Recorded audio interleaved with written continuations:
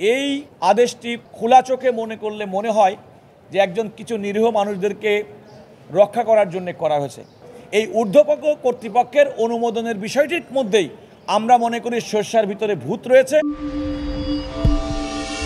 Dhaka metropolitan police কমিশনারের পক্ষে একজন যুগ্ম পুলিশ কমিশনার গত 9 এপ্রিল একটা অফিস আদেশ জারি করে ঢাকা মহানগর এলাকায় সকল থানার ভারপ্রাপ্ত কর্মকর্তাদেরকে এই মর্মে নির্দেশ দিয়েছেন যে জুলাই এবং আগস্টে বাংলাদেশে সংগঠিত যে সমস্ত যে নারকীয় ঘটনা ঘটেছে এবং সেই পরিপ্রেক্ষিতে যে সমস্ত মামলাগুলো হয়েছে এবং সেই মামলাগুলো বৈষম্য বিরোধী আন্দোলনের সময় সংগঠিত মামলায় এজাহার নামীয় কোনো আসামি অথবা তদন্তে প্রাপ্ত কোনো আসামিকে গ্রেপ্তারের আগে তার সমস্ত তথ্য প্রমাণ ভিডিও অডিও সমস্ত কিছু দিয়ে ঊর্ধ্বতন কর্তৃপক্ষের অনুমতি সাপেক্ষে তাদেরকে গ্রেপ্তার করতে বলা হয়েছে। এটা এমনকি কোনো ব্যক্তি যদি তদন্তে প্রাপ্ত হয় তাহলে তাকেও গ্রেপ্তারের ক্ষেত্রে ঊর্ধ্বতন কর্তৃপক্ষের পূর্বানুমতি নেওয়ার একটা বাধ্যবাধকতা আরোপ করা হয়েছে। সুপ্রিম কোর্টের আইনজীবী জনাব মোহাম্মদ জসিমউদ্দিন, যিনি আমার পাশে অবস্থান করছেন, তিনি এই আদেশটি চ্যালেঞ্জ করে সুপ্রিম কোর্টের হাইকোর্ট বিভাগে আজকে একটি রিট পিটিশন দায়ের করেছিলেন এবং সেই রিট পিটিশনের উপর শুনানি হয়েছে।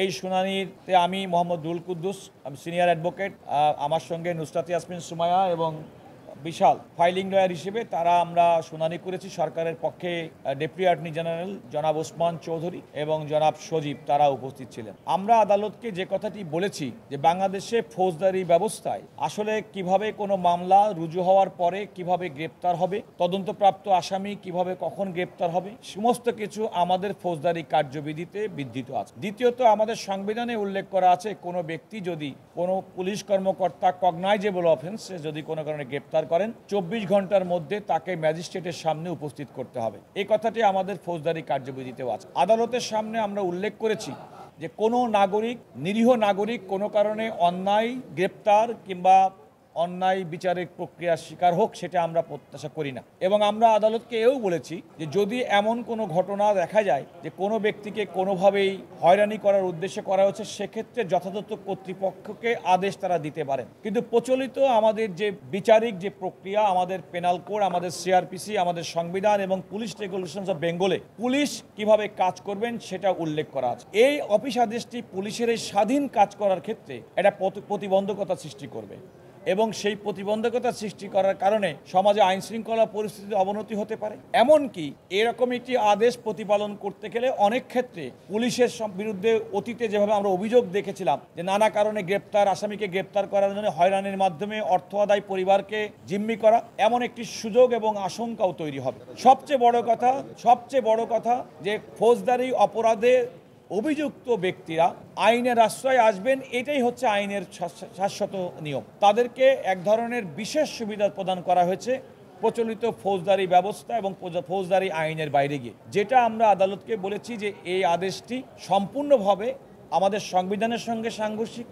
সম্পূর্ণভাবে আমাদের সিআরপিসির সঙ্গে সাংঘর্ষিক, সম্পূর্ণভাবে আমাদের দেশে পুলিশ রেগুলেশনস অফ বেঙ্গলের সঙ্গে সাংঘর্ষিক। আরেকটি কথা, আমাদের দেশের সর্বোচ্চ আদালত সুপ্রিম কোর্ট ব্লাস্ট মামলায় কোনো আসামি গ্রেপ্তার হলে তার প্রতি কীভাবে পুলিশ আচরণ করবেন, তিনি কি কি আইনি সুবিধা পাবেন সেটি উল্লেখ করেছেন।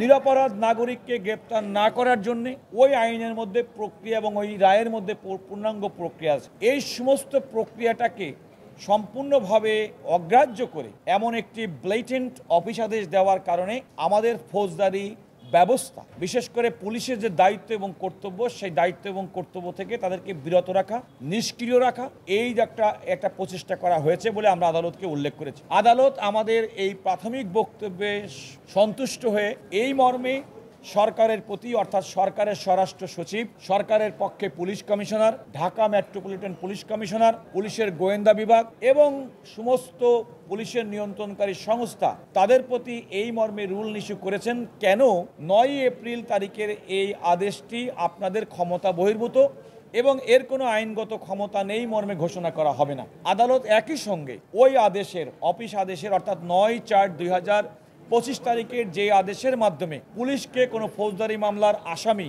বৈষম্য বিরোধী আন্দোলনের সময় দায়েরকৃত মামলার আসামি, এজাহার নামীয় এবং তদন্তপ্রাপ্ত আসামিদেরকে গ্রেপ্তার না করার যে নির্দেশ দিয়েছিল, প্রকারান্তরে সেটির কার্যকারিতা স্থগিত করেছে। এই আদেশের ফলে পুলিশ অত্যন্ত স্বাধীনভাবে তারা এখন তাদের দায়িত্ব পালন করতে পারবে। একজন নাগরিক হিসেবে একটি কথা বলে রাখি, যেহেতু এই মামলাটি জনস্বার্থে আমাদের সুপ্রিম কোর্টের একজন আইনজীবী করেছেন, আমরা কিন্তু আদালতের কাছে সুস্পষ্টভাবে বলেছি আমাদের কোনো উদ্দেশ্য না কোনো নিরীহ নাগরিক, কোনো কারণে ইনোসেন্ট নাগরিক কোনো কারণে হয়রানির শিকার না হোক, সে মিথ্যা মামলায় হোক, মেজার নামী আসামি হোক কিংবা তদন্তপ্রাপ্ত আসামি হোক।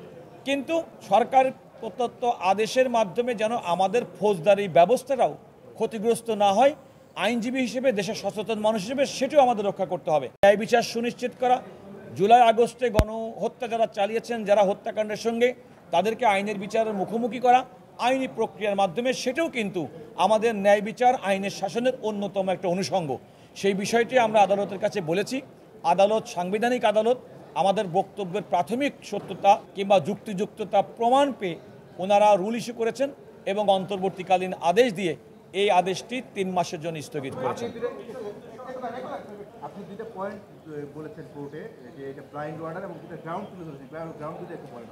আমরা প্রথম যে গ্রাউন্ডটা বলেছি সেটা হচ্ছে এই অফিস আদেশটি আমাদের বর্তমানে সাংবিধানিক যে বিধান, কোনো ব্যক্তিকে গ্রেপ্তার থেকে নিষ্কৃতি দেওয়া, অন্যায় এবং হয়রানি থেকে নিষ্কৃতি দেওয়া, অ্যাট দ্য সেম টাইম কোনো অপরাধ যদি কেউ করে থাকে সেই অপরাধীর শাস্তি বিধান করার যে আমাদের আইনি কাঠামো, সাংবিধানিকভাবে আমাদের ফৌজদারি কার্যবিধি এবং পুলিশ রেগুলেশনস অফ বেঙ্গলের মধ্যে বিধৃত আছে।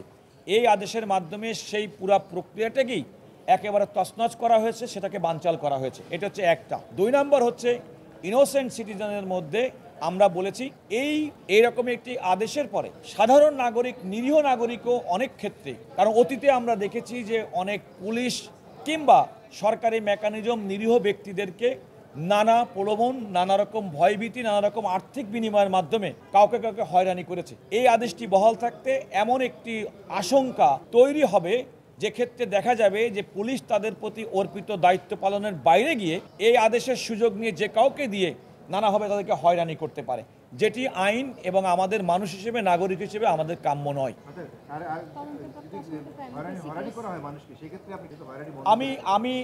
আমরা যেটা বলেছি, যেমন আমরা বলেছি যে হয়রানি প্রতিরোধ করার জন্য পুলিশ কর্তৃপক্ষ তার সংশ্লিষ্ট অফিসারদেরকে নির্দেশ দিতে পারেন যে আপনারা কখনো কোনো হয়রানি, কোনো ব্যক্তিকে, নিরপরাধ কোনো ব্যক্তিকে হয়রানি করবেন না, সেটা অফিস আদেশের মধ্যে হতে পারবে।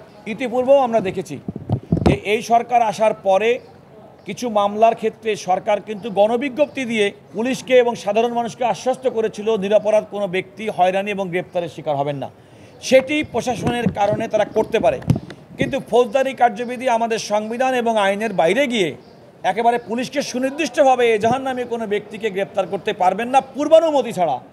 এটা তদন্তপ্রাপ্ত কোনো ব্যক্তিকে তদন্তে তার বিরুদ্ধে সাক্ষ্য থাকলেও তাকে গ্রেপ্তার করতে পারবেন না ঊর্ধ্বতন কর্তৃপক্ষের অনুমোদন ছাড়া। এই ঊর্ধ্বপক্ষ কর্তৃপক্ষের অনুমোদনের বিষয়টির মধ্যেই আমরা মনে করি সর্ষার ভিতরে ভূত রয়েছে। এই ক্ষেত্রে যে কোনো নাগরিকের হয়রানি হওয়ার সুযোগ আছে। আমরা কোনো রাজনৈতিক বিষয়ে মন্তব্য করব না, আমরা আইনগতভাবে বলি। আমরা দেশের সংবিধান এবং আইনের মধ্যে থেকে এই মামলাটি দায়ের করেছি। আদালতের সামনে আমরা কোনো অপ্রাসঙ্গিক বক্তব্য না দিয়ে আমাদের দেশে প্রচলিত যে আইন আছে, আইনের বিধিবিধানের বিষয়টি আমরা আদালতের সামনে দিই। তবে আমি যে কথাটাকে বারবার বলছি, এই আদেশটি খোলা চোখে মনে করলে মনে হয় যে একজন কিছু নিরীহ মানুষদেরকে রক্ষা করার জন্য করা হয়েছে। আমি মনে করি তা নাই। এই যে ঊর্ধ্বতন কর্তৃপক্ষের অনুমতি প্রদান নিতে হবে, এই যে একটা বাধ্যবাধকতা, এর মাধ্যমে বরং নিরপরাধ নাগরিকদেরকে প্রকারান্তরে ওই ঊর্ধ্বতন পুলিশ কর্মকর্তাদের কাছে ঠেলে দেওয়ার একটা প্রবণতা হতে পারে।